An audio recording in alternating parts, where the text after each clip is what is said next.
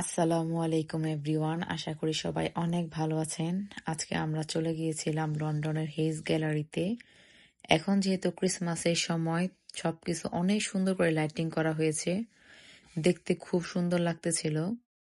ঘুরতে আমি বরাবরই খুব পছন্দ করি। রাতের লন্ডন শহর কিন্তু দেখতে বেশি সুন্দর লাগে।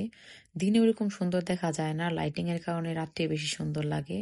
তো এখানে ক্রিসমাস উপলক্ষে বার, বিভিন্ন দোকানগুলো খুব সুন্দর করে সাজানো হয়েছিল। ওইখান থেকে আমি আমার হাসবেন্ড গিয়েছিলাম লন্ডন আই আর বিগ ব্যান দেখতে।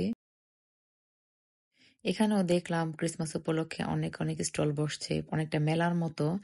এখানে ছিল অনেক ধরনের দোকান, লাইক চকলেটের দোকান আর কিছু কিউট জিনিস।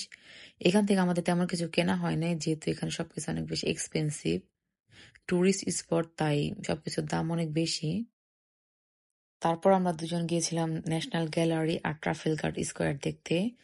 ওইখানেও সেম অবস্থা। ক্রিসমাস উপলক্ষে একটা মেলার আয়োজন করা হয়েছে, অনেক অনেক স্টল এবং অনেক মানুষের ভিড় ছিল। যেহেতু আমরা উইকেন্ডে গিয়েছিলাম, তাই ভিড়টা একটু বেশি ছিল।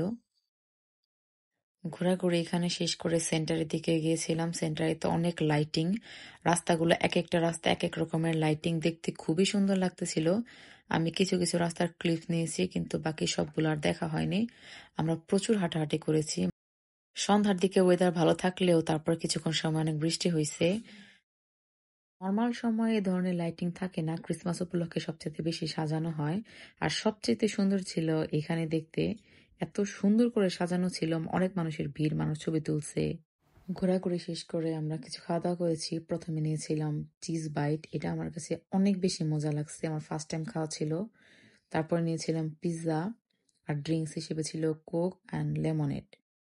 খাবারের ডেজার্ট না খেলে আমার কাছে পরিপূর্ণ লাগে না, তো আমরা একটা স্টল থেকে দুবাইয়ের চকলেট নিয়েছিলাম উইথ স্ট্রবেরি দিয়ে, এটাও খেতে খুব ভালো ছিল। এই ছিল আমাদের আজকের মতো ঘোরাঘুরি। Thank you for watching.